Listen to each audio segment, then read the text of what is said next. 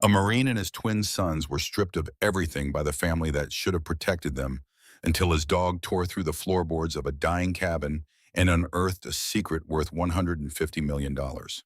Snow had been falling over Copper Ridge for 3 days when Cole Hargrove stood at the gates of Whitfield Ranch, his boys pressed against his sides, and Ranger growling low at the men who had cast them out into the cold.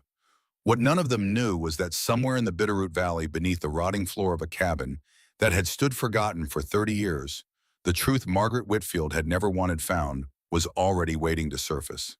The estate sat at the edge of the Bitterroot Range, like something the mountains had decided to tolerate, rather than welcome 3,000 acres of fenced grazing land and pine-shadowed ridgeline that Margaret Whitfield had spent 40 years convincing the county she deserved. The main house was stone and timber, 3 stories lit from inside.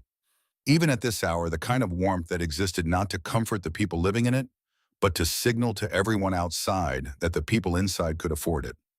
Cole Hargrove stood in the entry hall and watched 2 men in work jackets carry boxes through the front door and drop them on the gravel drive without looking back. Not boxes, really. A life. 5 years of a life he had built inside these walls after marrying Elise. Ranger stood at Cole's left side, body angled forward to the fur along his spine, raised in a ridge that had nothing to do with the cold. He was not barking. He did not need to. The low, continuous sound rising from his chest was enough to make the 2 workers slow each time they passed.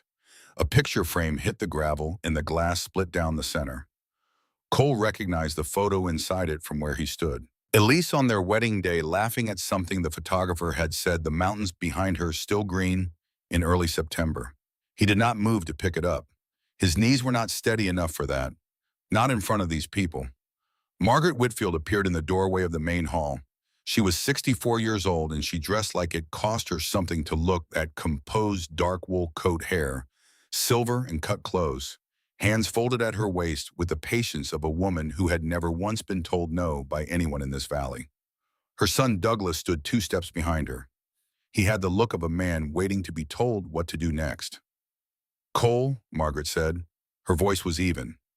Not cold the way winter was cold, but told the way a signed document was cold. Finality without feeling.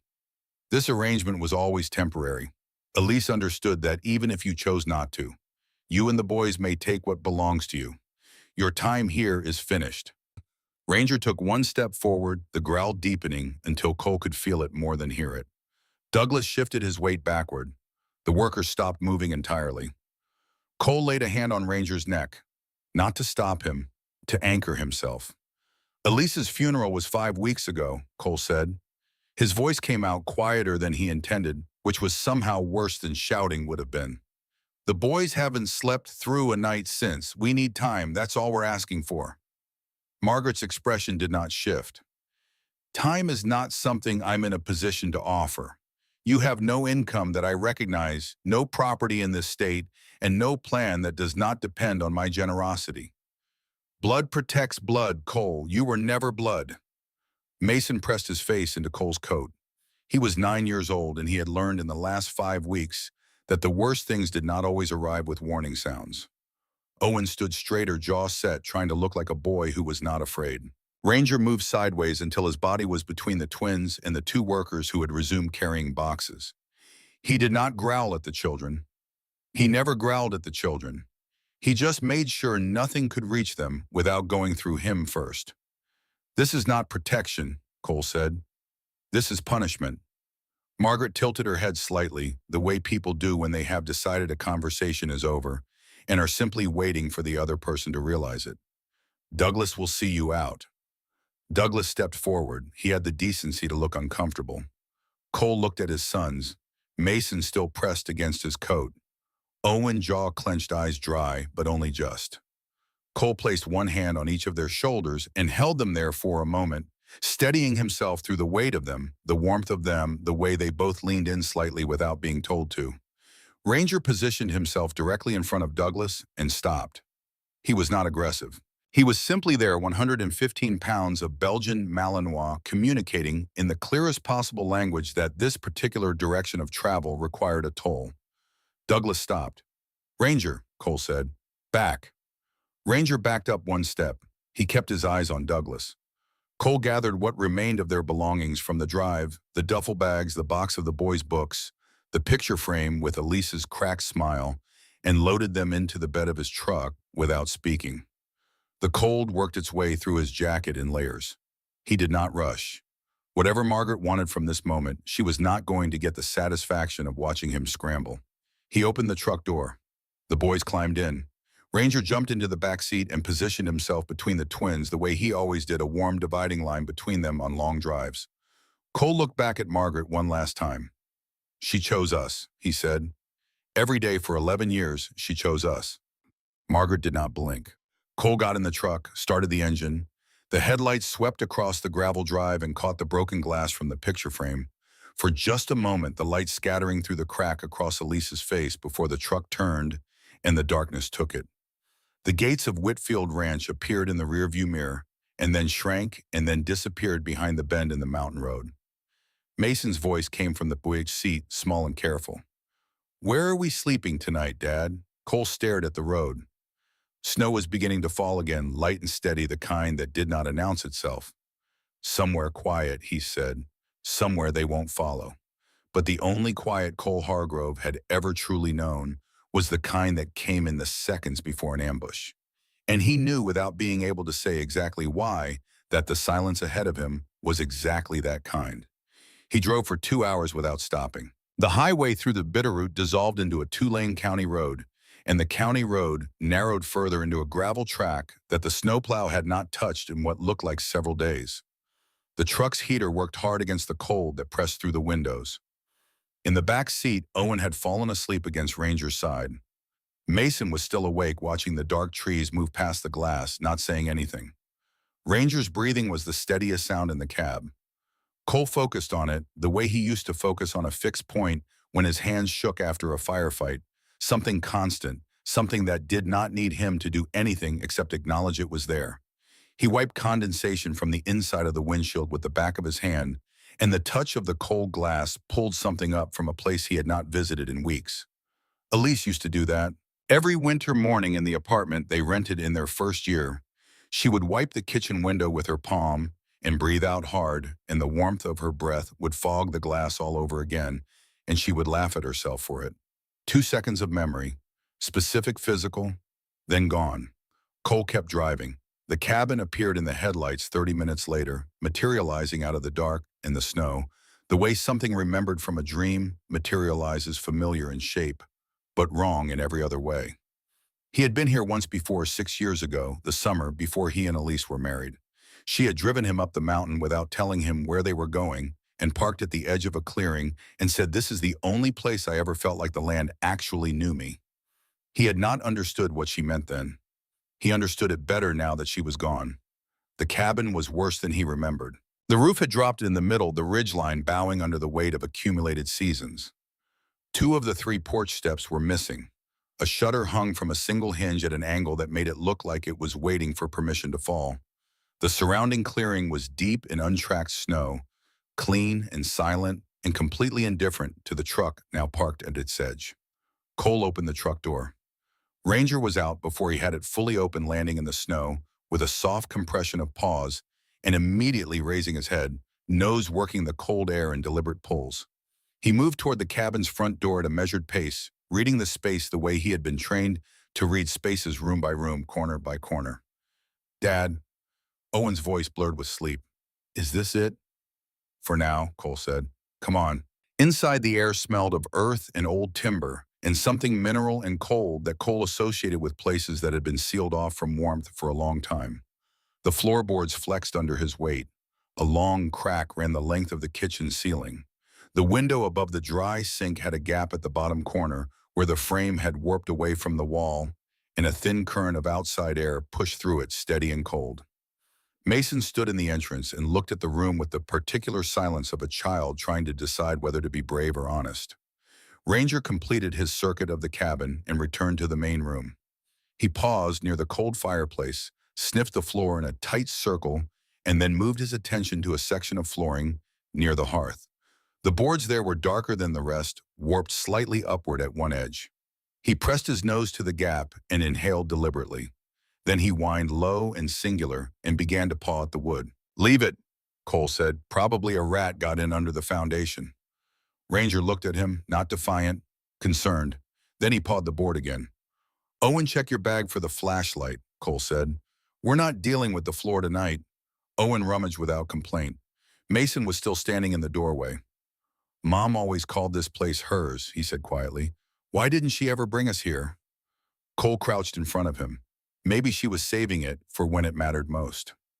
Mason considered this with the gravity of a child who had learned that adults sometimes said things that were more for themselves than for the person they were talking to. Then he nodded and came inside. Cole unrolled their sleeping bags near the wood stove and got a fire started with the dry wood stacked in the corner. Whoever had been here last had left enough to last several nights. The stove heated the room slowly, unevenly, the warmth not quite reaching the walls. He made the boys eat something from the cooler he had packed and did not let them see how little he ate himself. By the time Mason and Owen were in their sleeping bags, eyes, heavy hands still curled around the warmth of their cups, Ranger had stopped pawing at the floorboard. He sat with his back to the boys and his face toward the hearth, alert and still watching the place where the boards were darkest. Cole lay down on the bare floor beside his sons. He listened to the wind working at the old cabin and the fire settling in the stove and the sound of his children breathing themselves toward sleep.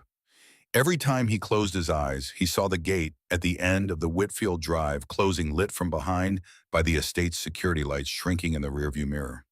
Ranger remained sitting until well past midnight. Cole watched him from across the room, the dog's silhouette steady against the faint orange glow from the stove's draft vent, ears tracking sounds the cabin walls kept from being identifiable. Whatever Ranger was listening for, he had decided the night required him to stay awake for it. Cole exhaled and let that be enough. But deep in his chest, behind the grief and the exhaustion and the low, steady ache of everything the last 5 weeks had taken from him, something else was sharpening. Something that felt less like fear and more like the particular alertness that had kept him alive in places where survival was not guaranteed. He did not know yet what had triggered it. He just knew it was there. And whatever was coming, he was not going to be caught standing still. Morning came in gray and gradual, filtering through the warped window frame, it in slats that turned the frost patterns on the glass into pale maps.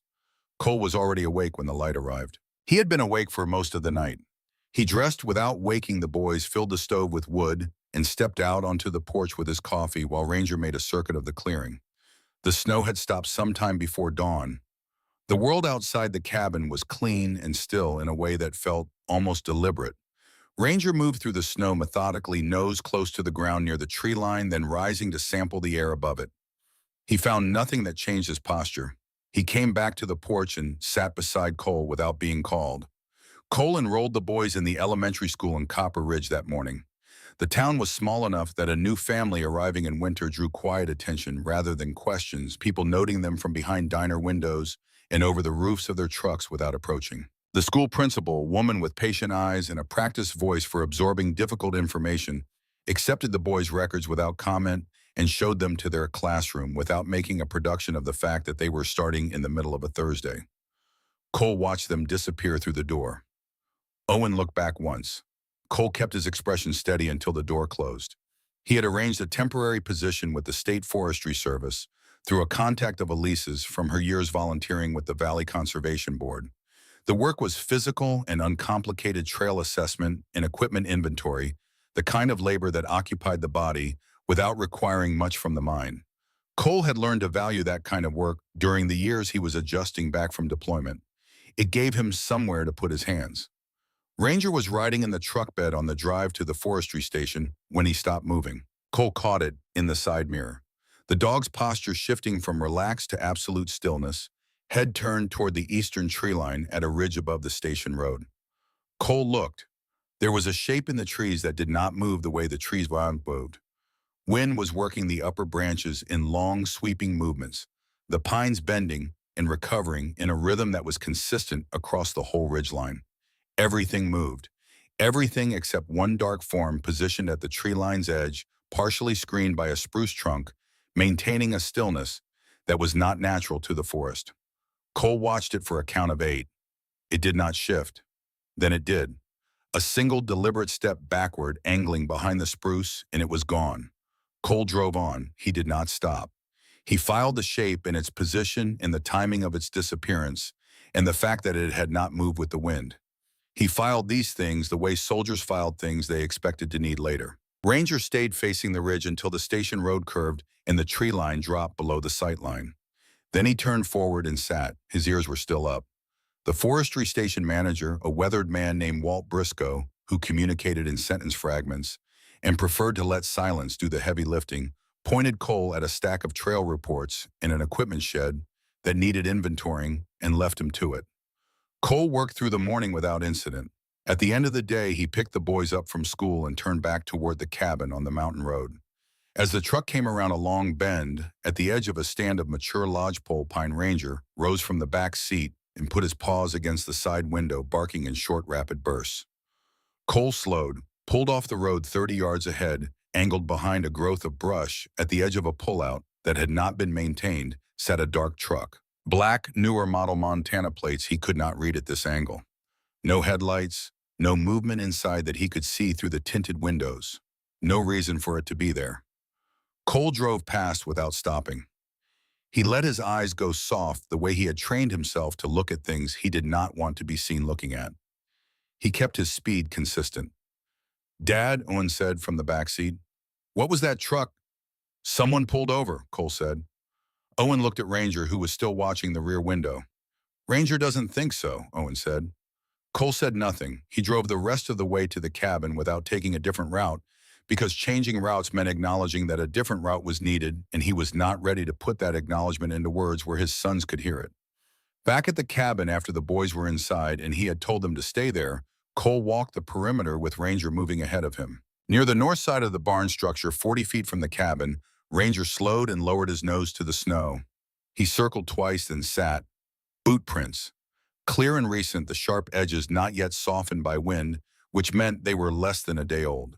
Whoever had made them had come from the tree line, walked along the barn's north wall, and continued around the structure before returning to the woods on the far side. The pattern was not random. It was deliberate, the kind of movement made by someone who wanted to understand the layout of a place they were planning to return to. Cole crouched and studied the print more closely. The heel carried a distinct metal-tipped impression, a reinforced cap on a work boot. He pressed the detail into his memory and stood carrying it the way he carried all the things he expected to need before he understood why. The woods beyond the barn were still and gray in the early dusk. Then Mason appeared on the cabin porch. "Dad," he called. "Grandma called the school office today." Cole turned. "What did she say?" Mason's voice came out smaller than usual. "She said we belong with her, that you're not a safe choice for us." Ranger pressed his body against Cole's leg, a steady warm weight against the cold that was no longer entirely about temperature. Cole looked at the tree line, at the boot prints in the snow, at the gray sky thickening above the ridgeline. This was not grief making him suspicious. He had run enough surveillance operations to know what being watched felt like from the other side. Margaret Whitfield was not simply angry. She was moving. She was preparing something deliberate, and she had started preparing it before Cole had even found a place to sleep. He put his hand on Mason's shoulder and guided him back inside. "Lock the door behind you," he said. Then he stood in the clearing, a lone ranger at his side, and looked at each piece of the day in sequence. The shape in the tree line. The truck pulled off the road. The boot prints around the barn. The phone call to the school. Taken individually, each one was explainable. Taken together, they formed a pattern that had only one name. This was not intimidation. This was preparation, and the fight had already begun. He was halfway back to the cabin door when a single rifle shot cracked out of the eastern ridge, one of the hunting season scouts working the high country, far off, clean and sharp, in the cold air, and then gone. He did not hear the rifle. He heard a door in a narrow street in a city where the dust never settled, and a shout in a language he did not speak, and then the sound of a weapon he recognized by its rate of fire. He heard his own voice, and then someone else's voice, and then nothing, because the door that needed to be opened had not opened in time, and nothing that came after that sound could be changed or undone. Sand instead of snow, heat instead of cold. The mountain was gone. Dust, metal, a voice calling a name he could not reach. Ranger hit him from the side, not gently. The dog's full weight connected with Cole's left leg and hip, grounding him through pure physical force, warmth, and mass in the solid reality of an animal that was right here, right now. Not there, not then. Cole grabbed the dog's fur with both hands. He held on. He breathed once, twice. Concrete under his boots became snow. Dry air became Montana cold. He said quietly to no one but himself, "I'm okay." His hands were trembling. He kept them in Ranger's fur until the trembling slowed. It took 3 minutes. He counted. He had learned to count them because counting meant it was finite, and finite meant it would end. Ranger stayed pressed against him, unmoving until Cole's grip loosened on its own. Cole exhaled, looked at the cabin, looked at the skinny. "Come on," he said to Ranger. His voice was steadier than his hands. "We're not done yet." The storm came on the third night like something that had been gathering its anger for a long time and had finally found a direction. Cole had checked the weather on his phone in the afternoon and seen the alert wind advisory, 6 to 9 inches, expected temperature dropping through the evening. He had stacked extra wood inside and made sure the stove was drawing properly and told the boys they were staying in. Mason asked if they could make hot chocolate. Owen asked if Ranger could sleep on his sleeping bag instead of beside it. Cole said yes to both. By 8 o'clock, the wind was making sounds against the roof that had no easy explanation, not simply gusting, but organizing itself into something sustained and directional, working at the old structure with a patience that felt almost methodical. Ranger was not settled. He moved through the cabin in slow circuits, pausing at each window to look out into the dark, then moving on. His tail was low, not between his legs, but low, the particular carry of a dog processing information he had not yet been able to communicate. The boys were in their sleeping bags. Mason had drifted off. Owen was reading by flashlight or pretending to. Cole sat at the small kitchen table with Elise's keychain in his hand, the one he had taken from her bedside table at the hospital before the Whitfields had a chance to claim the room. It was a small thing, a piece of hammered copper she had picked up at a roadside market years ago. He turned it over in his fingers and did not think about anything specific. Then something hit the side of the cabin, a single impact heavy against the north wall near the bedroom. Not a branch, too deliberate, too singular. Ranger stopped moving. His head came around toward the wall, a sound built in his chest, low and continuous, the vibration of it more felt than heard. Cole was on his feet before he had consciously decided to stand. He picked up the flashlight from the table and moved to the window, lifting the edge of the curtain with 2 fingers. Outside was darkness and driving snow, the flashlight beam reaching maybe 15 feet before the white swallowed it. Nothing moved in what he could see. No silhouette, no vehicle. He stood at the window for a full minute. Nothing. He let the curtain fall and turned back to the room. Owen was sitting up in his sleeping bag watching him. "Wind," Cole said. "Go back to sleep." Owen lay back down without arguing, which meant he did not believe it either. 11 minutes later, the second sound came. A long scrape along the roof edge above the front door, slow and consistent, moving from one end to the other as if something was testing the overhang's integrity. Cole was at the door before it finished. He pulled it open. Cold air hit him in a solid wall. He stepped onto the porch and swept the flashlight in a wide arc. Ranger pushed past him and barked once, twice, then a rapid series that broke the storm's ambient noise into pieces. Cole moved the beam across the drive to the tree line, the far edge of the barn. Snow everywhere, unbroken except for the truck's tracks from earlier in the day, already half filled by fresh accumulation. No one. He brought Ranger back inside, locked the door.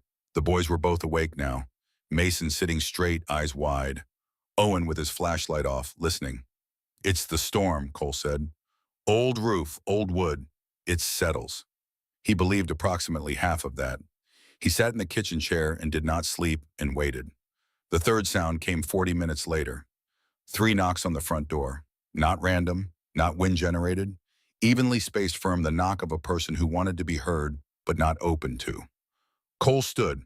Ranger was already at the door, body planted, a sound coming from him that Cole had only heard a handful of times in 4 years, a sustained vocalization that was less bark and more declaration. Cole moved to the door, put his hand on the frame, did not open it. "Kids," he said, keeping his voice level, "get in the back corner and stay there." The knocking did not repeat. Silence returned, except for the storm, and Ranger's breathing, and the sound of two small boys moving quietly to the back corner of the cabin without being asked twice. Cole stood at the door for 3 minutes, then 5, then 10. Nothing came back. He was still standing there when the floor moved. Not creaked, not groaned, moved. The boards beneath his feet shifted laterally a fraction of an inch as if something below had adjusted position. Cole looked down.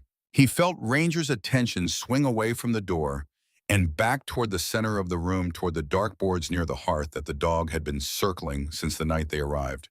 And then the floor fell. Not gradually. The collapse was sudden and total, a section of boarding roughly 2 feet across giving way all at once, the rotted supports beneath finally conceding to the combined pressure of the storm's cold and Ranger's weeks of attention and the particular weight of the moment. Wood splintered, a sound like a gunshot in the enclosed space. Mason shouted something that was not a word. Owen scrambled backward on his hands.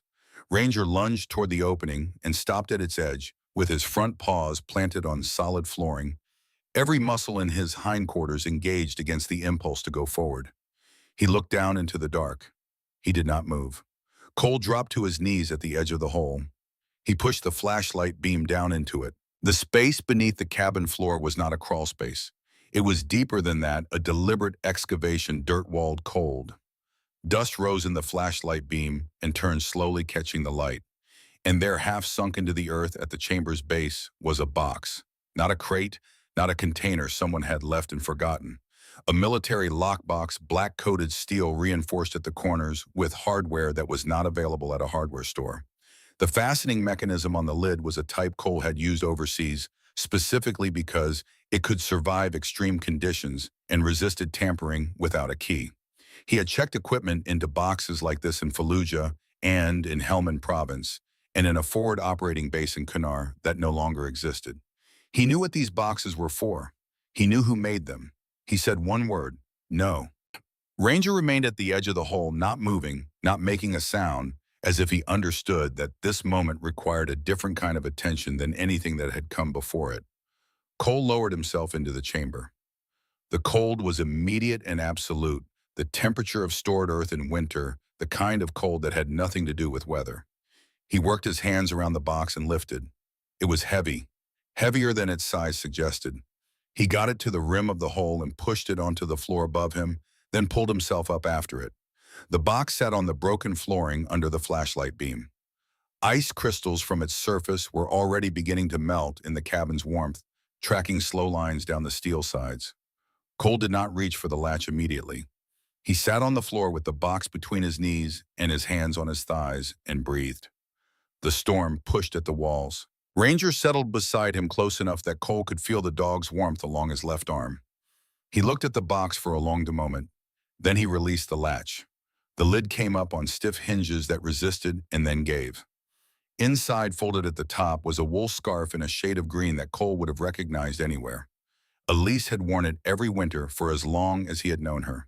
She had been wearing it the last time she was well enough to go outside. He reached in and lifted it out without thinking, pressing it between his palms. The wool still carried something, a trace of something that was not quite a smell, but was not quite not one either. Ranger pressed his weight into Cole's side and held it there. Cole set the scarf aside and looked at what was beneath it. A sealed envelope, cream-colored, addressed in handwriting he knew so well that the recognition arrived in his body before it arrived in his mind. A USB drive, sealed in a waterproof case. Documents he did not yet understand, covered in signatures and notary stamps and the names of legal entities.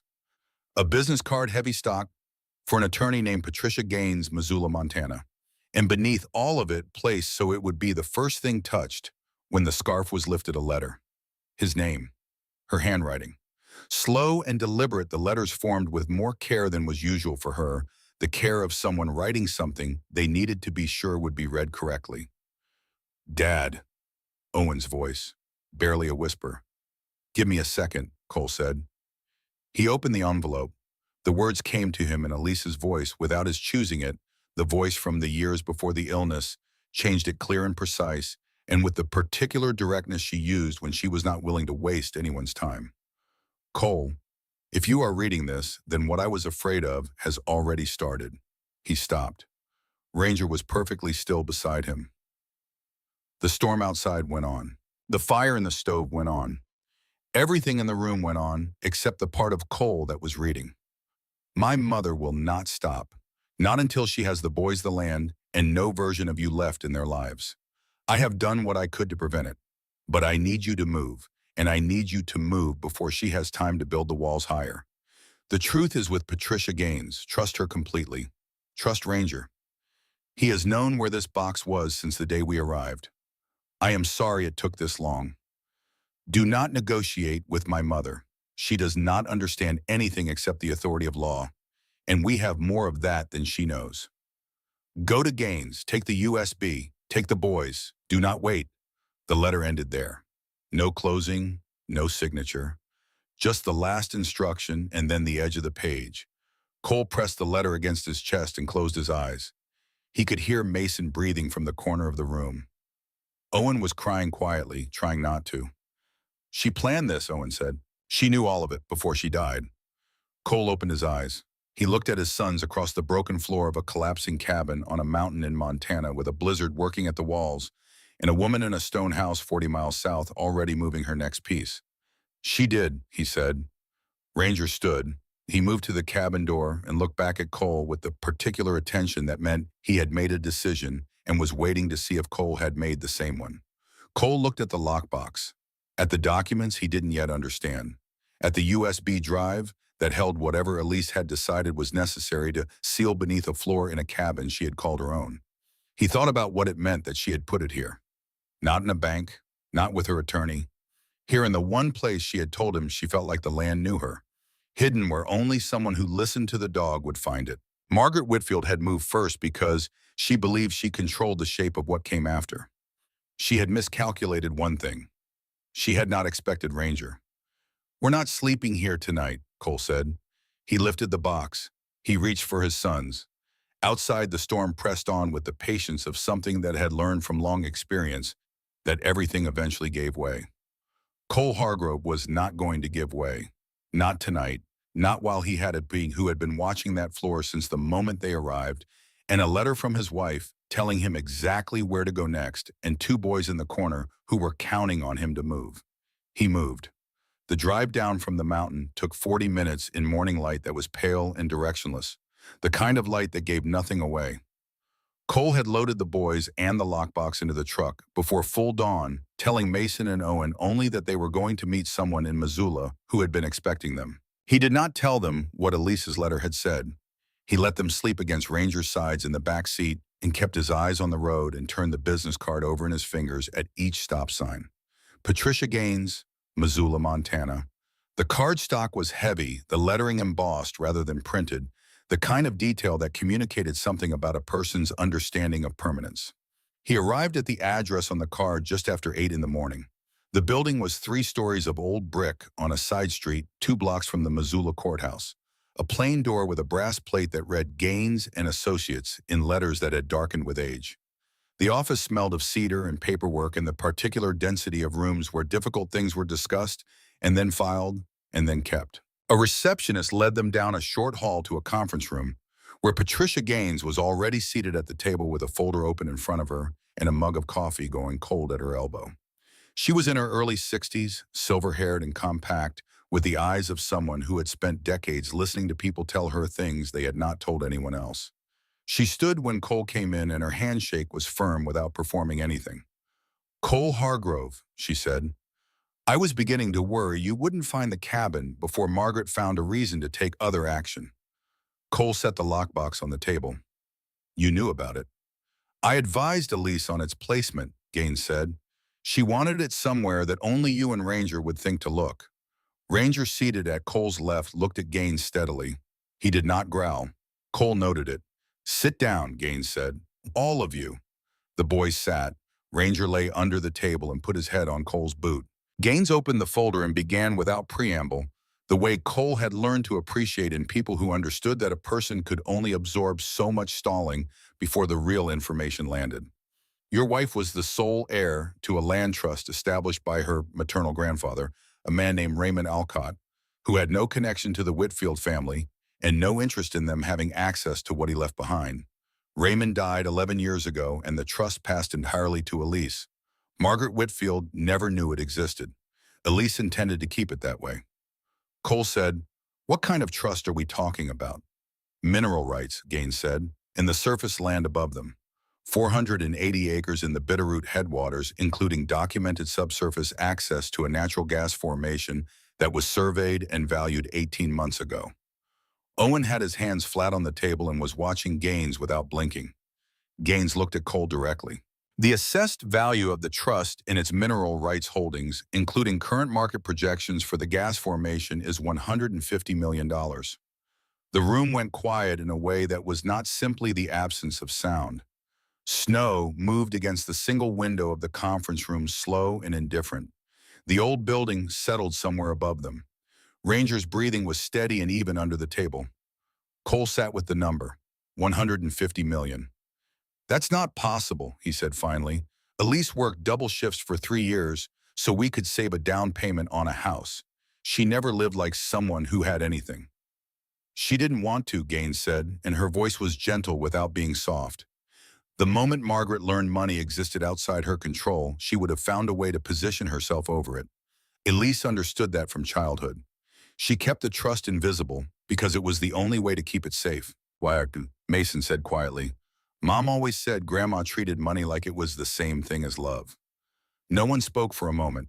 Gaines pulled a second document from the folder and placed it on the table facing Cole. "There is an activation clause. The trust was structured to release to you and the boys under specific conditions. Coercion directed at you or the children. Interference with your custodial rights. Any documented attempt by a third party to use legal or financial pressure to remove you from your sons' lives." Cole read the clause.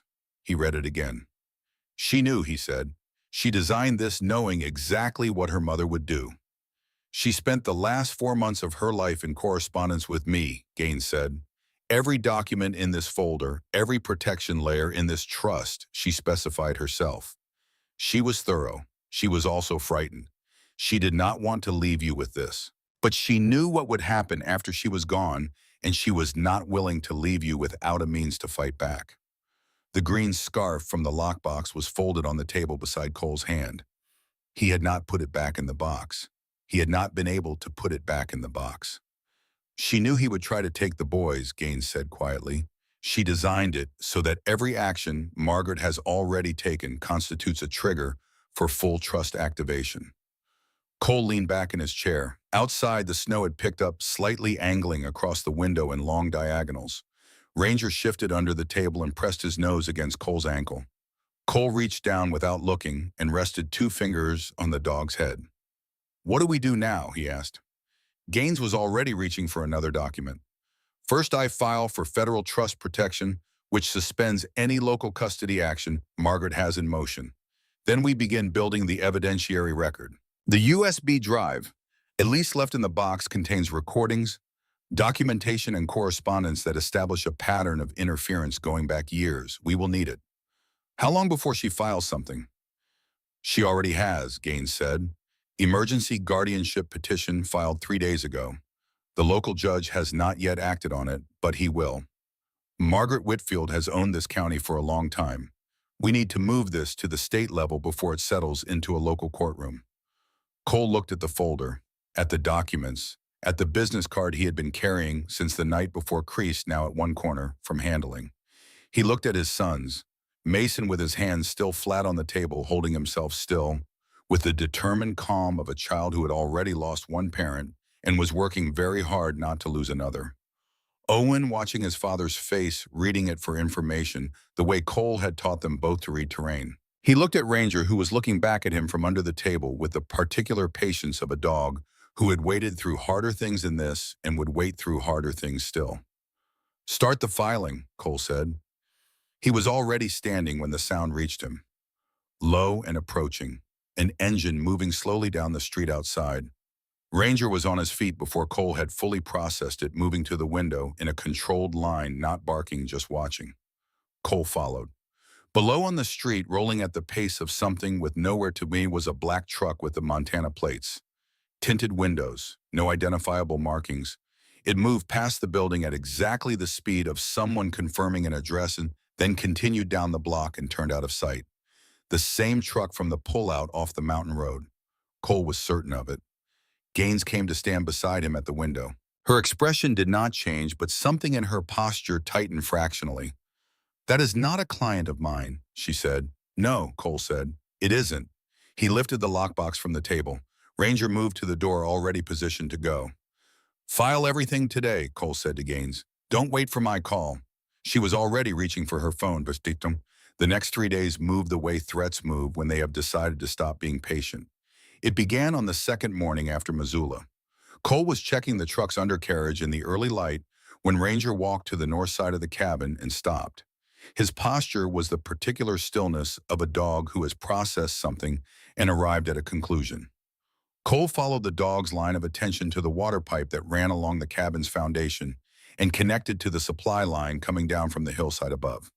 The pipe was severed, not broken. The cut was clean and deliberate, made with something heavy and edged, and whoever had made it had done so close to the main connection where the cut would maximize the time before the problem was noticed. On the snow beside the pipe, a single boot print, the metal-tipped heel cap, pressing a distinct impression into the surface. Cole photographed it, filed it. He drove the boys to school in silence that morning. On the way back, he stopped at the hardware store and bought pipe repair materials, worked through the reconnection in the cold, and said nothing to the boys when he picked them up that afternoon, except that there had been a small maintenance issue and it was handled. He did not say that someone had been on their land while they slept. The second step came that evening in the form of headlights on the cabin drive. One vehicle, a county cruiser, moving slowly. Cole watched it from the window before going to the door. Ranger came to stand beside him, not barking, reading the approach. Sheriff Roy Callum stepped out alone. No backup, no second vehicle. He walked to the porch with his hat in his hands, which told Cole something before a word was spoken. Cole opened the door before Callum knocked. The sheriff looked at him the way a man looks at someone he is about to disappoint and has been thinking about how to do it since before he left his office. "Evening, Cole." "Sheriff." Cole held the door but did not open it wider. "I need to give you a situation update," Callum said. Cole stepped onto the porch. Ranger moved to his side. Callum looked at the dog briefly and then looked away. "Margaret Whitfield has filed an emergency guardianship petition with the county court. She's claiming the living conditions here constitute a risk to the children, and she's supplemented it with documentation regarding your service history and a formal claim that your PTSD constitutes an ongoing safety concern." Cole's jaw tightened until the joint ached. "My service history," he said. Callum met his eyes for a moment. "I know what you're thinking. I'm not here to argue the merits. I'm here because you deserve to know what's coming before it arrives at your door with paperwork. Has the judge acted on it?" "Not yet, but he will. Margaret has significant standing in this county, Cole, and she's moving fast. I've seen her do this before, not to veterans, but to people she decided were in her way. She knows how to use the local infrastructure." Cole looked out past the cruiser at the dark tree line. Ranger pressed into his leg a steady, warm counterpressure. "Roy," Cole said, "are you here as a courtesy or as a warning?" Callum exhaled slowly. "Both, I suppose, and one more thing." He lowered his voice. "The people she's hired to document your situation here, they're professionals. They've done this kind of work in 3 other counties that I know of. Whatever she's building against you, she's had help building it for longer than you've been in Copper Ridge." He put his hat back on. "The men who cut that water line," Callum said, "they weren't kids and they weren't local. Be careful." The cruiser's taillights disappeared down the mountain road and Cole stood on the porch until the cold worked through his jacket. He went inside, locked the door. Mason was at the table with his homework open in front of him, but he was not doing the homework. Owen sat beside Ranger near the stove, one hand on the dog's back, the other still. "Is Grandma going to take us away from you?" Mason asked. The question came out without preface, the way children ask the questions that had been sitting in them all day waiting for the right moment. Cole sat down across from his son. He looked at both of them. "No," he said, "not while I'm standing." It was the right answer. He meant every word of it. And in the space behind his ribs, a storm was building that had nothing to do with weather. The cruiser's door had slammed, and the sound had been sharp in the cold air, and he had not noticed the effect until he was back in light sitting at the table when it hit him. His hands. The tremor started at the wrists and moved upward in slow waves, the particular physical pattern he had learned to recognize as the difference between cold and the other thing. His vision did not fragment the way it sometimes did, but the edges of the room went slightly unreal, the walls holding a quality of flatness that did not belong to actual walls. He gripped the table edge with both hands and held. Ranger was there before the grip was fully established. The dog came from across the room without being called, pressing his full weight against Cole's legs, the solidity of him immediate and specific and exactly what the moment needed. Cole put his hand flat on Ranger's back and held it there. He breathed, once, deliberately. "I'm here," he said, not "I'm okay." He had changed the words sometime in the last week without planning to, and the change mattered. He was not telling himself that the thing that had just happened was acceptable. He was telling himself that he was present in this room with these people and this dog, and that was the ground he was standing on. The tremor eased in 4 counts. Ranger stayed pressed against him until Cole's hand on his back was steady. Owen watched from across the room without saying anything. He had learned without being taught that the moment after was not the moment for questions. Cole sat up straight. He looked at the walls until they were walls again. "They want a war," he said quietly enough that only Ranger heard it. He breathed out through his nose. "Fine." 2 nights later, the cold that had settled over the Bitterroot Valley deepened without warning, the kind of drop that happened when the wind changed direction and the alpine air descended from the high country. Cole banked the stove before midnight and checked the window seals and made sure the boys were warm in their sleeping bags.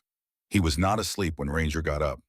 The dog rose from his position near the stove, moving toward the back door with an unhurried purposefulness that Cole had learned to read over 4 years as a different kind of alert than threat detection.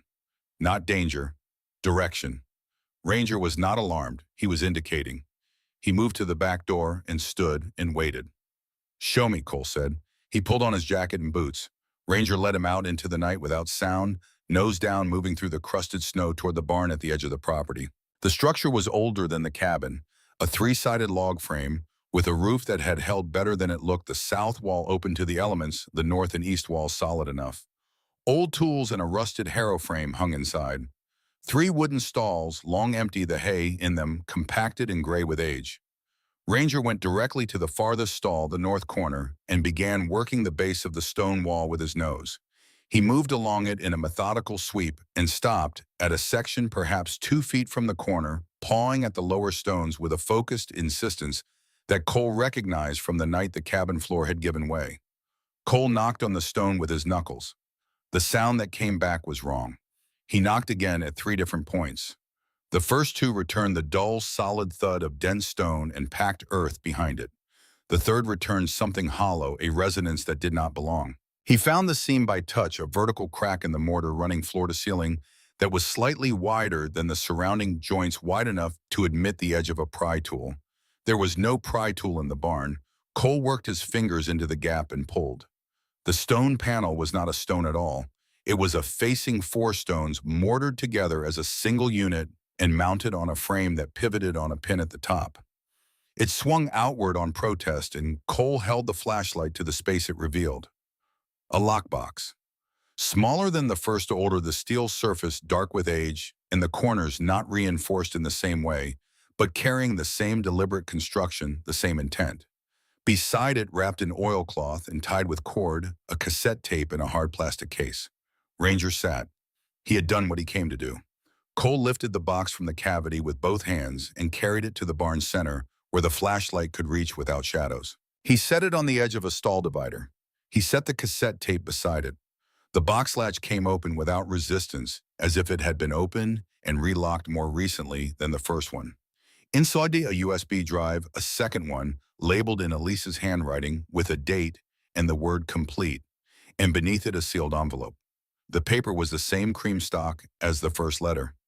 The handwriting was Elise's, but it was slower, more deliberate, the letters formed with more effort. He had seen this handwriting in the last months. It was the handwriting of someone working through significant discomfort to make sure the words came out the way she intended. Cole opened the envelope. He sat down on the dirt floor of the barn with his back against the stall divider and Ranger's head in his lap, and he read, "Cole, I know I'm leaving you with too much. I know that's not a fair thing to say because I also know you won't see it that way. You will tell me it wasn't too much. You will tell me you would have carried it gladly. That is who you are, and it is one of the things I have loved most about you, and I need you to know right now that I am using the present tense on purpose. I couldn't tell you about the trust when I was alive. I thought about it many times, and every time I came to the same conclusion. The moment my mother learned there was wealth outside her control, she would have used you knowing about it against you. She would have found a way to make the knowledge itself the weapon. You and I both know how she works. This was the only way to keep you free. The second drive has everything. Every document, every communication, every record I could compile of the things my mother has done to position herself against you since before I was diagnosed. Patricia Gaines knows how to use it. The cassette tape is for the courtroom if it comes to that. I hope it does not. But I know my mother, Cole. You are the reason our sons will be okay. Not the money. The money is just protection. You are the reason. The way you got up every day when you didn't want to. The way you stayed. The way Ranger trusted you completely from the first week you brought him home, and Ranger has never trusted anyone completely. I am sorry I could not stay longer. I believed from the beginning that you were the kind of person who showed up for things most people walked away from. I was right. I have been right about you for 11 years, and I am not wrong now. Go to Gaines, fight back. Let the boys see what fighting for the right things looks like. I love you. I have always loved you. That does not become past tense. The letter ended there. Cole pressed it flat against his chest and sat in the cold of the barn and let himself feel the full weight of it, not pushing it down, not managing it, just holding it. And then for the first time since the hospital room, he cried. Not quietly, not with restraint. He sat on the floor of a Montana barn at 1 in the morning with his wife's letter against his chest and her dog's head in his lap. And he cried with the completeness of a man who had been holding something very heavy for a very long time and had just been given permission to set it down. Ranger did not move away. He put one paw gently on Cole's forearm. Footsteps in the snow outside, light and soft, the sound of small boots trying to move carefully. Cole did not look up until he heard the barn door creak. Mason and Owen stood in the entrance snow on their shoulders, faces sharp with worry in the flashlight's edge. They had not been sent. They had come on their own because, whatever Cole was, they were the people who needed to find him. Cole did not hide it. He did not turn away or compose himself into something more manageable. He held out one arm. They came in together, no hesitation, and he held them both, and they held him back, and Ranger shifted to wrap his body around all three of them, his warmth filling in the space on every side. After a while, Cole found his voice. "Your mom left this for us," he said. "She wrote it when she knew she was running out of time. She knew what her mother would do after she was gone, and she trusted us to know how to handle it." Mason had his face against Cole's shoulder. His voice was muffled. "She trusted Ranger, too." "More than anyone," Cole said. Owen pulled back enough to look at his father. "What do we do tomorrow?" Cole looked at the lockbox, at the USB drive, and the cassette tape and the oilcloth that had kept them dry in a barn wall through at least one Montana winter. At the letter folded in his hand, the handwriting slow and deliberate and absolutely certain. "Tomorrow," Cole said. We stopped waiting. Ranger lifted his head and barked once sharp and short into the cold dark of the barn. Then he settled again content, as if that particular question had just been resolved to his satisfaction. Morning came fast and cold and without ceremony.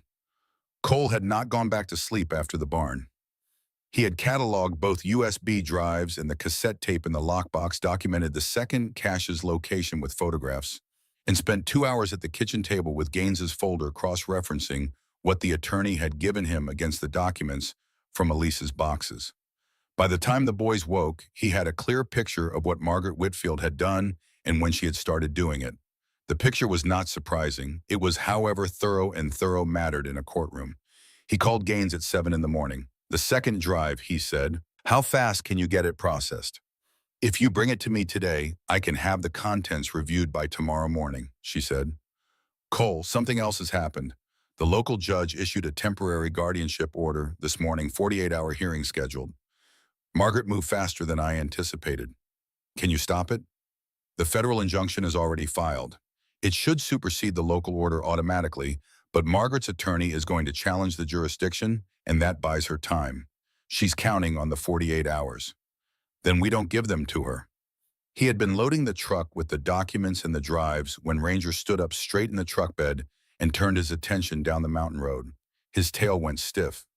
Cole heard it 7 seconds later. More than one engine. Moving in formation, the particular sound of a convoy that knew exactly where it was going. Two county cruisers crested the last bend of the drive. Behind them, the black truck from Missoula, from the mountain road from 3 days of surveillance. Behind that, a vehicle Cole had not seen before, unmarked, a large SUV with the particular bearing of something that transported people who preferred not to be identified. Cole walked to the cabin door and opened it. "Boys," he said. His voice was the voice he had used in the field level and without inflection, because the situation required information and not emotion. "Get to the back room. Take Ranger." Mason looked at the window. "Dad." "Back room," Cole said. "Now, lock the interior door." Owen had already moved. Mason followed. Ranger looked at Cole, received a single hand signal, and went with them. Cole stood on the porch. The cruiser stopped. 3 county deputies emerged from them, and Cole recognized the particular quality of their movements, men doing something they had been told to do and were not entirely comfortable doing. They did not look directly at him. Sheriff Callum got out of the lead cruiser last. He carried a folder in the expression of a man who had slept badly. "Morning, Cole." "Roy." "I need you to know I have no discretion here," Callum said. He opened the folder and held out a set of documents. "Temporary guardianship order issued this morning out of county court. It authorizes the transfer of Mason and Owen Hargrove to Margaret Whitfield, pending a hearing in 48 hours. Cole did not take the documents. "You don't have cause," he said. The words were quiet and very specific. "You don't have documented harm, you don't have a credible safety complaint, and you don't have anything in those papers except Margaret Whitfield's money behind a judge's signature." Callum held the folder steady. "Cole, don't make this harder. My sons are not leaving this property." One of the deputies stepped forward, and in that same moment, the cabin door swung open, and Ranger came through it at a speed that covered the porch in one stride and put him on the ground between Cole and the deputy before the man had taken a second step. What came out of Ranger was not a bark. It was the vocalization of a military working dog in active threat posture, a sound that carried the full weight of 4 years of operational training, and it hit the 3 deputies the way that sound was designed to hit people directly in the part of the brain that did not require reasoning to respond. All 3 of them stopped. The deputy who had been stepping forward took 1 step back. Cole did not call the dog off. "Easy," he said, and it was not entirely clear whether he was speaking to Ranger or to the deputies. Callum raised both hands, palms out. "Nobody touch that animal," he said, and his voice had the edge of a man who was genuinely unwilling to find out what happened next. Nobody moved. The standoff held in the particular stillness of situations that require one element to change before anything else can. Then a car turned onto the cabin drive, not a cruiser, a sedan unremarkable, moving at the deliberate pace of someone who knew the ground well enough to move carefully. Patricia Gaines parked behind the last cruiser and stepped out carrying a folder twice as thick as Callum's, her coat buttoned against the cold, her expression exactly as composed as it had been across the conference table in Missoula. "Sheriff Callum," she said, and her voice carried across the drive without effort. Callum turned. Gaines held out a document with the federal court seal clearly visible at the top. "Federal Trust Protection Injunction issued yesterday at 4 in the afternoon. Automatically supersedes any local custody or guardianship order entered after the filing date. If you execute that order in your hand, I will have the executing officers named in a civil suit within 24 hours. She paused. "I've done it before. I'm very good at it." Callum looked at the document. He looked at Cole. He looked at Ranger, who had not moved from his position between Cole and the deputies, and showed no intention of doing so. Callum folded his folder slowly. "Deputies," he said, "we're done here." They were retreating to their vehicles when the last car on the drive opened its door. Cole had seen the SUV arrive and recognized it for what it was, Margaret's vehicle, without needing to see the door open. When she stepped out, he was not surprised. He had been half expecting it since the convoy turned onto the drive. Margaret Whitfield in daylight looked exactly as she had at the estate gate, composed and unhurried, moving across the snow, with the bearing of a woman who had never once had to wonder if the ground she walked on would hold her. She stopped 10 feet from Cole and looked at him without preamble. Her lawyers were presumably inside the SUV. She had chosen to come to this particular conversation alone. "Cole," she said, "this is unnecessary. All of this. You have a degree in something military adjacent, in a government pension, in a borrowed cabin on a mountain. What exactly do you think you can provide for my daughter's us that I cannot provide 10 times over?" Cole looked at her. He kept his voice flat and specific. "Elise," he said, "she chose us every day for 11 years.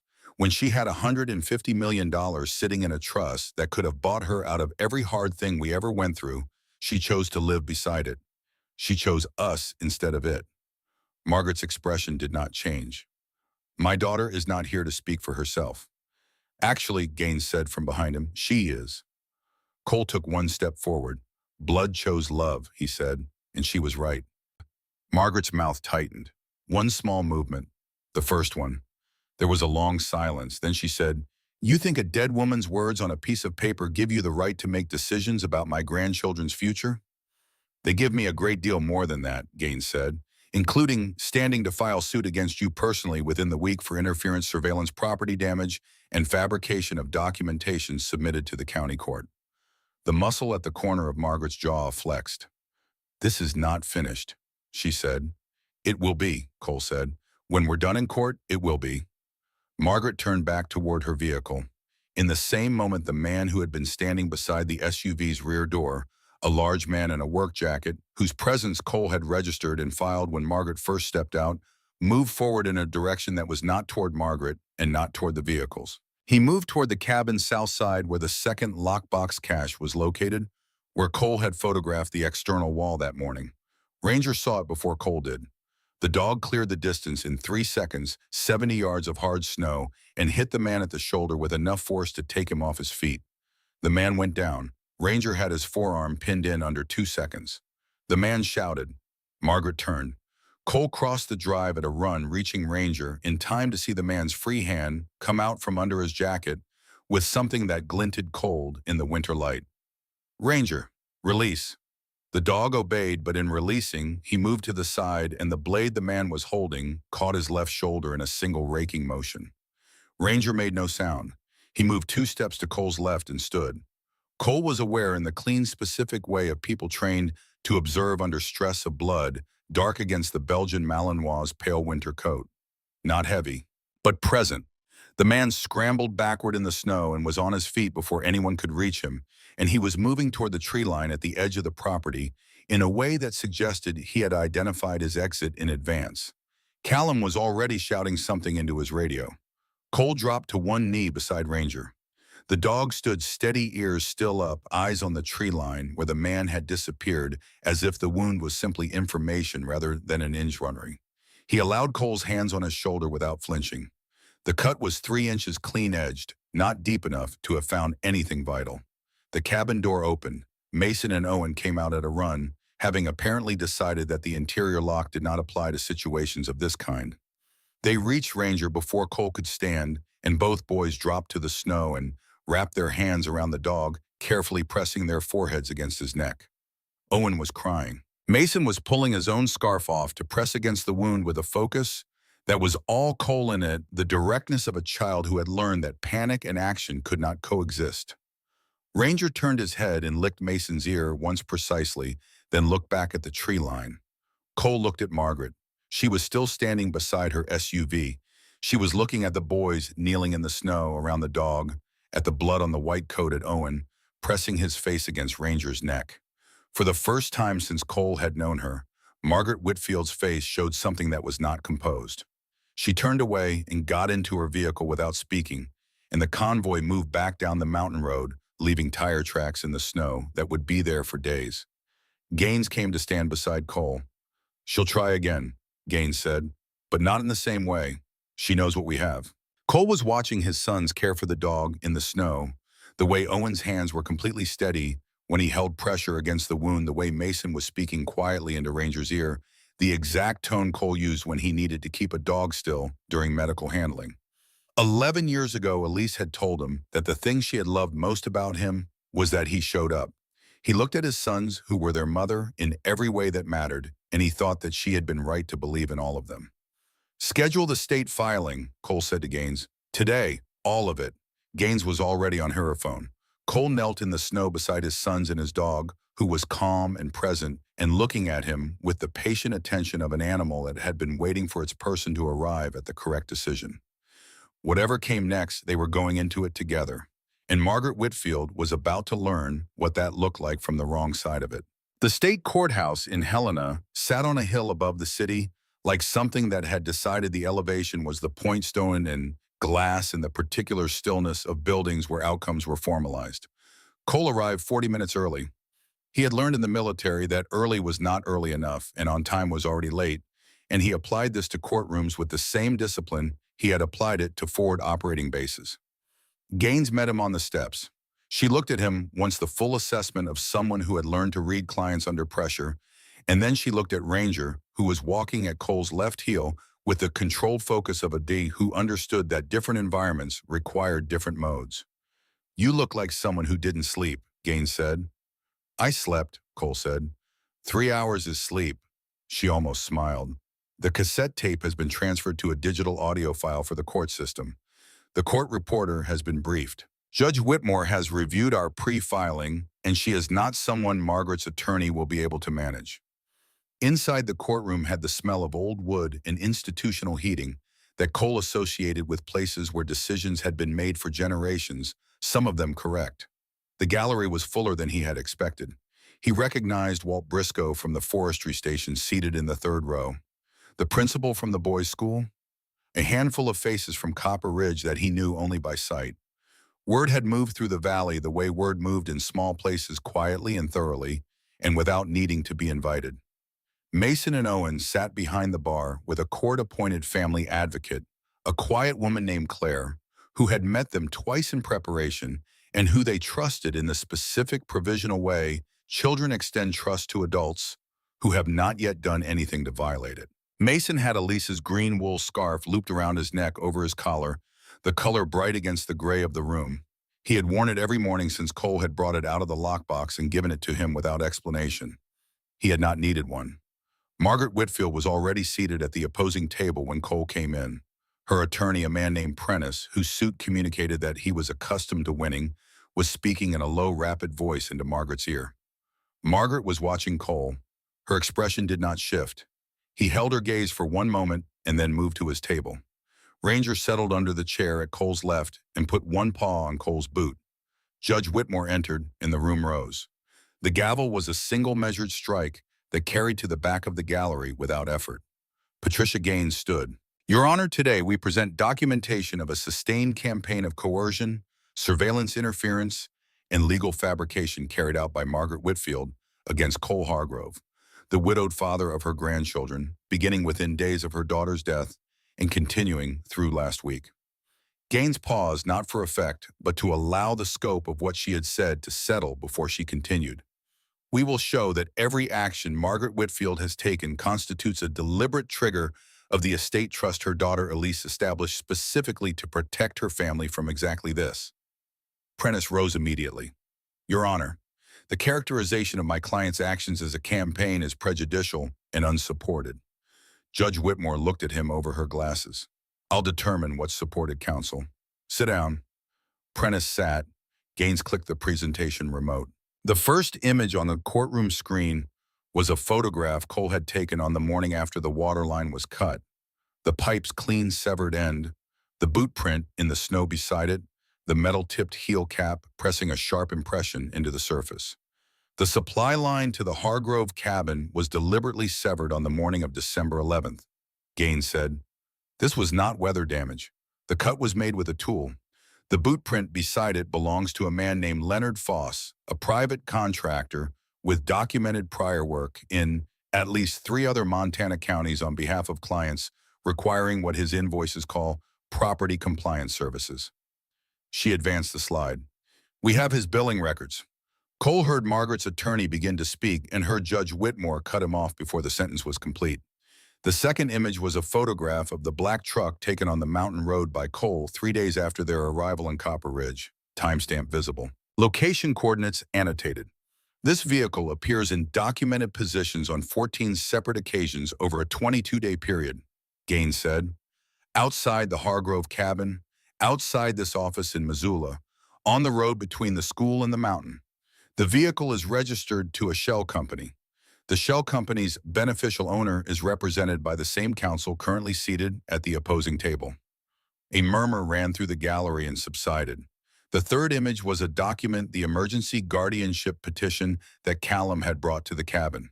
Beside it, a second document with several sections highlighted in yellow. The petition filed with the county court contains 4 specific factual claims about the living conditions and mental state of Cole Hargrove that are directly contradicted by documentation in our possession, including a psychological evaluation completed last spring by a licensed practitioner with no connection to either party. Each of these claims was accompanied by a supporting statement. Each supporting statement was submitted by investigators employed by Margaret Whitfield. Gaines advanced to the next document. And here is the trust notification that was suppressed, a certified mailing sent to Cole Hargrove at 3 separate addresses in November, each one intercepted before delivery. The intercept records still carry Margaret Whitfield's personal authorization signature. The gallery had gone very still. Margaret's attorney was writing rapidly. Margaret was looking at the table in front of her with an expression that Cole could not fully read from across the room, but it was not the expression of a woman who was surprised by any of this. It was the expression of a woman measuring how much of it she had expected to survive. Gaines said, "Your Honor, I would now ask the court to allow the playback of an audio recording submitted into evidence as Exhibit 14 made by Elise Hargrove approximately 3 months before her death and preserved by her attorney." Judge Whitmore looked at Prentice. He started to object. She let him finish and then said, "Overruled. Proceed." The cassette recording had been transferred to a clean audio file, but whoever had done the transfer had not done anything to improve the quality of the original, and the quality of the original was exactly what the room needed. Elise's voice came through the courtroom speakers with the particular thinness of a recording made on consumer equipment in a room with hard surfaces, and underneath it, the ambient sound of a space that Cole recognized, the old consultation room at the hospital where she had spent her last months, the hum of the ventilation system, the distance. Her voice was not weak in the way he had expected, or rather, it was weak in the body, but not in the intention. She had recorded this knowing it would be played in a room where she was not present, and she had spoken accordingly. "If something happens to me, my mother will move to position herself in my sons' lives in a way that excludes their father. This is not speculation. I have watched her do this to other people in our family, and I have watched her prepare to do it to Cole since before I was diagnosed. She believes that possession is the same thing as love. She believes that control is the same thing as protection. She is wrong about both, and I need this record to exist so that when she acts on those beliefs, there is something in place that it says clearly in my own voice that I did not consent to it, I did not want it, and I chose differently." Cole closed his eyes. Ranger pressed harder against his foot.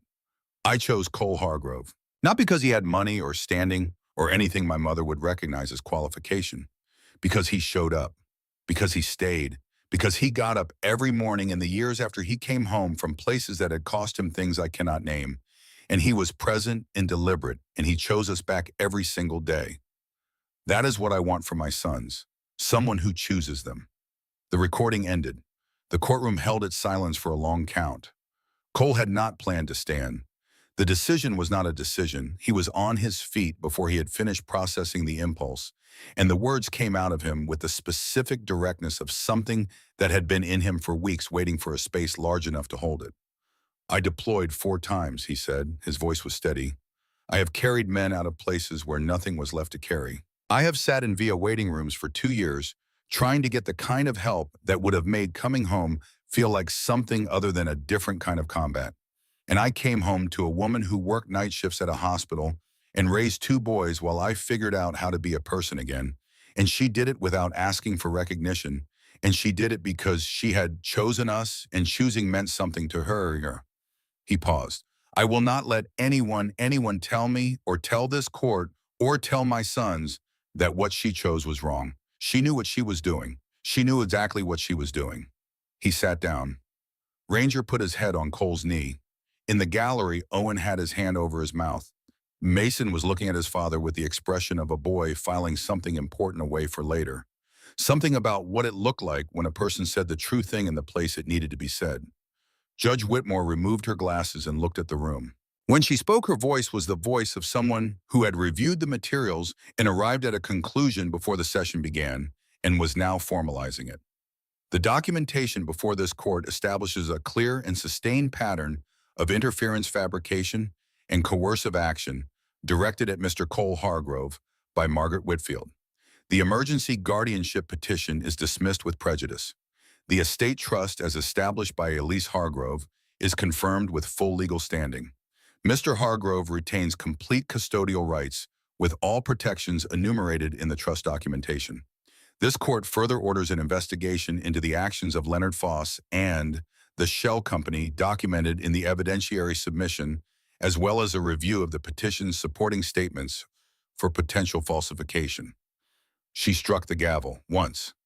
Margaret's attorney was already leaning toward her, speaking low and fast. Margaret was looking at nothing in particular, a fixed point somewhere above the gallery, her face holding the particular quality of a person absorbing a loss they had considered impossible. Cole heard Mason say something behind him in a voice that had lost all its careful control. He turned and Mason came through the gate in the bar and put his arms around Cole's neck, and Owen was right behind him, and Cole held both of them in the middle of the courtroom floor and did not care about anything else for a full minute. Ranger stood beside them, tail moving in slow, steady arcs, and barked once, sharp, certain, as if to formally close the matter. The drive back to Copper Ridge took 2 hours through the mountain dark. Cole drove without the radio. Mason fell asleep against the window before they cleared the city limits, his breath fogging the glass in slow pulses. Owen sat awake the whole way looking out at the passing snow, without checking the mirrors the way he had checked them every drive for the past 3 weeks. He did not check them once. Cole noticed. He did not say anything. That drive felt different from any drive he could remember making since the day he left the hospital for the last time. Not lighter exactly, because grief did not become light, but different in its quality, the weight of it no longer pressing him forward or down, but simply present alongside him, something he was carrying rather than something that was carrying him. He went to the ridge before dawn. He had not planned to go that morning specifically. He woke in the dark and knew he was going the way he knew things that did not come from reasoning. He dressed without turning on a light. Ranger lifted his head from his place near the stove, assessed the situation in one look, and rose. The climb up Copper Ridge took 40 minutes in the dark, the trail packed hard enough that Cole did not sink deeply with each step, Ranger moving ahead and then circling back, keeping pace but reading the terrain as he went. Halfway up, Cole stopped. He put his hands on his knees and breathed. It came at the midpoint the way it always did at altitude and effort combined. The edges of the memory arrived before the content of it, the sensation of narrowing the particular quality of cold that was not Montana cold. He recognized it. He had learned to recognize it the way you learn to recognize the specific timbre of a sound that preceded something dangerous. He gripped Ranger's fur with both hands. 2 breaths. The mountain, the cold, the dog, enough. He straightened. They walked the rest of the way together. Elise's grave marker stood under the lone spruce at the ridge's high point. The handmade post he had set himself in October, the carved letters collecting a thin rim of snow along their upper edges. Cole crouched in front of it and brushed the snow away with one bare hand. "I got both your letters," he said. "I read them until I knew every word by heart." The spruce moved above him. Snow fell in a small cascade from one of the lower branches and landed without sound. "I understand why you didn't tell me. I even think you were right." He paused. "I wish you'd told me anyway. I would have figured out how to live with it. We always figured out how to live with things." His voice held at this until it didn't. "I'm sorry I couldn't save you," he said. "I've been carrying that since the day we lost you, and I don't know that I'll ever set it down completely. But I know what you would say to that, so I'll try." He stayed a while longer without speaking. Ranger moved away from him in a slow circle, nose low, reading the snow. He stopped near a rocky outcrop to the north of the grave marker and stood very still. Cole looked up. Fresh prints. The metal-tipped heel cap clear in the overnight snow, the same pattern he had photographed beside the severed waterline, the same pattern he had filed in his memory on the third day in Copper Ridge. The prince came from the tree line, approached to within 15 feet of Elise's grave marker, and returned to the woods. Someone had been here.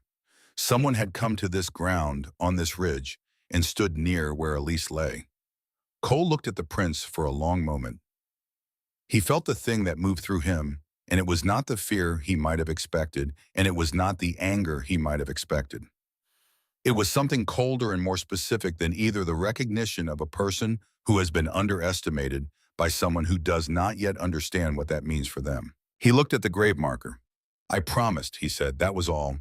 He and Ranger descended the ridge as the sun broke over the eastern range, the light cutting long and clean across the snow-covered valley below the cabin, visible at the base of the trail, smoke rising from the stove where the boys had already gotten up and started a fire without being asked. The ghosts in his chest were still there. They had not gone anywhere, but they were riding differently now. Not ahead of him, setting the pace, not behind him, driving him forward, simply alongside part of the weight a person carried who had been through the specific things he had been through. He could move with them. He was learning slowly that this was enough. The idea came to him on a morning 3 weeks later when he was standing in the barn doorway, looking at the valley with a cup of coffee, watching Owen attempt to teach Ranger a trick that Ranger had clearly already decided to perform incorrectly on purpose. He had been thinking about Raymond Alcott, Elise's grandfather, who had owned this land and loved it and left it to her with no conditions except that it be used for something that mattered. He had been thinking about the mineral rights survey and the numbers in Gaines's folder and the question of what $150 million was actually for when the person who controlled it did not want luxury or power or recognition. He had been thinking about the men he had served with who had come home to nothing that resembled the support they needed. He had been thinking about Ranger. He called Gaines that afternoon and told her what he intended to do with the first allocation from the trust. She was quiet for a moment, and then she said that in 40 years of estate law, she had occasionally seen people treat an inheritance as the thing it actually was, and he should know that this was not common. He told her to begin the filings. The Ridgeline Foundation. Veteran transition cabins, K-9 training and placement counseling programs, crisis housing, educational scholarships for local families. Built on the land Raymond Alcott had loved in the valley where his granddaughter had said she felt the ground knew her. Construction began in February. The first trucks came up the mountain road on a Tuesday, and by Thursday there were men from Copper Ridge who had never spoken directly to Cole arriving with tools and asking where they were needed. Walt Briscoe from the forestry station showed up with a crew and a skid steer and did not ask for compensation and was not offered any because he had not come for that. The local pastor, a man named Hendricks, who wore boots that had seen real weather, stopped Cole near the framing of the main building and gripped his shoulder and said that what was being built here was exactly what the valley had not known it was missing. Cole thanked him and went back to work. Mason wore Elise's green scarf every morning he came to the site. He had started a section of the main walkway himself, mixing concrete with an older volunteer named Perry, who had served in Vietnam and who talked to Mason the way people talk to children when they recognize something in them. Owen had taken over as Ranger's primary trainer for the Foundation's demonstration program, working commands with a precision and patience that Cole watched with a feeling he did not try to name. Ranger's shoulder had healed cleanly. The scar was visible if you parted the fur, a thin, pale line barely there. One afternoon, while the framing of the last cabin was going up, a gray sedan came up the mountain road. Not Margaret's usual vehicle. Smaller, moving carefully. Cole was on the roof of the main building when he saw it. He came down the ladder and waited. Margaret Whitfield got out alone. She looked smaller than she had at the estate gate, smaller than she had in the courtroom, smaller than she had in the version of her that had lived in Cole's mind as the shape of the threat. She walked toward him across the cleared ground of the foundation site without her coat buttoned fully, as if she had not quite finished preparing herself before she arrived. Ranger was at Cole's side. He watched her approach. He did not growl. Cole noticed that. He noted it the way he noted the things that mattered. Margaret stopped 6 feet away. She looked around at the construction, at the framing, and the cleared paths, and the hand-lettered sign Owen had made that was nailed to the first completed post. Then she looked at Cole. "I came alone," she said. "I can see that." She was quiet for a moment. The wind worked through the unfinished frames of the cabins. I have been, she said carefully, told by several people whose judgment I respect that what I did was not protection, that it was not what Elise would have wanted, that I have been confusing those two things for a very long time. Cole said nothing. I'm not here to ask for forgiveness, she said. I don't think that's what I've earned. I'm here because I lost my daughter and I nearly lost my grandsons, and I realize that if I keep moving the way I've been moving, I will lose them completely, and they are what is left of her. The wind moved through the site. I want to know them, she said. I want to watch them grow up. I don't know how to do that in a way that is not controlling. I am aware that is a problem, and I do not know how to fix it. She paused. I thought you should know that I am at least aware of it. Cole looked at her for a long moment. He thought about Elise's letter. Not the tactical one, not the tactical instructions, and the trust navigation and the careful architecture of protection she had built. The other one. The one in the slow handwriting. The one that had said what it wanted the world to look like. Not a world without pain. A world where love still had room to grow inside it. Supervised visits, Cole said, at the foundation, on a schedule that the boys agree to. If they're uncomfortable, it stops. Margaret's breath came out in a slow release that was not quite a sound. Yes, she said, whatever they need. The boys were working with Perry near the far cabin frame. Cole lifted his chin toward them. Margaret turned and looked for a long moment at her grandsons moving in the cold with a purpose she had not put in them. She walked toward them slowly and Cole watched her go. Douglas Whitfield had called twice in the past month, both times to say simply that he was sorry and that he had been doing what he was told for so long that he had stopped noticing when what he was told was wrong. Cole had told him that was an honest thing to say and that honesty was somewhere to start. He did not know yet where that thread would go. He was willing to find out. Ranger bumped Cole's hand with his nose and looked up at him with the specific expression of a dog who felt the moment was one that deserved acknowledgement. Yeah, Cole said, I know. He stood for a while in the middle of what was being built and let it be what it was. 1 year later, snow returned to Copper Ridge with the gentleness of something that had learned from experience to come in quietly. The Ridgeline Foundation sat in the valley below the old cabin site, 10 completed structures visible from the ridge. On a clear day, the training field marked by wooden rails, and a course that had already seen 43 service dogs matched with veterans from across the state. A waiting list existed. Applications were processed by a staff of 6, 2 of them veterans themselves. One of them, a woman named Daria who had served 2 tours and who ran the counseling program, with a directness that Cole recognized as a particular kind of competence. The foundation sign stood at the main entrance carved by Cole on a winter evening, with Mason counting his chisel strikes painted blue by both boys on a Saturday when the temperature finally climbed above freezing. Ranger's paw print in the lower corner pressed into the paint by Owen's careful hands. The Ridgeline Foundation, loyalty saves lives. Cole walked the perimeter of the property in the early light, the way he had walked it every morning since the last cabin was finished, coffee in hand, Ranger moving in loose arcs ahead of him. The dog's gait was even and unhurried, the scar on his shoulder invisible under the thick winter coat that had grown back fully over the summer. He moved through the snow with the easy authority of an animal that understood the ground it walked on. They came to the old birch tree at the property's north edge, the one that had been there before any of the construction, its pale bark marked with the rings of many winters. Elise had mentioned this tree once years ago in the way she mentioned things she had been carrying quietly for a long time. She had come to this land as a child, and she had sat under this tree, and she had felt for reasons she never fully explained it that the land recognized her. Ranger stopped at the base of the trunk. He sniffed the ground in a close methodical circle, then sat. He looked at Cole. He looked at the ground at the base of the trunk. He began to dig, not urgently, with the same patient thoroughness he had applied to the cabin floorboard and the barn wall, the specific rhythm of a monk who had found something and was now in the process of revealing it. Cole crouched beside him. Under 6 inches of frozen ground and the root debris of many years, Ranger's paws found something small and metal. Cole reached in and lifted it clear of the earth. He turned it over in his palm, a locket gold no larger than a coat button.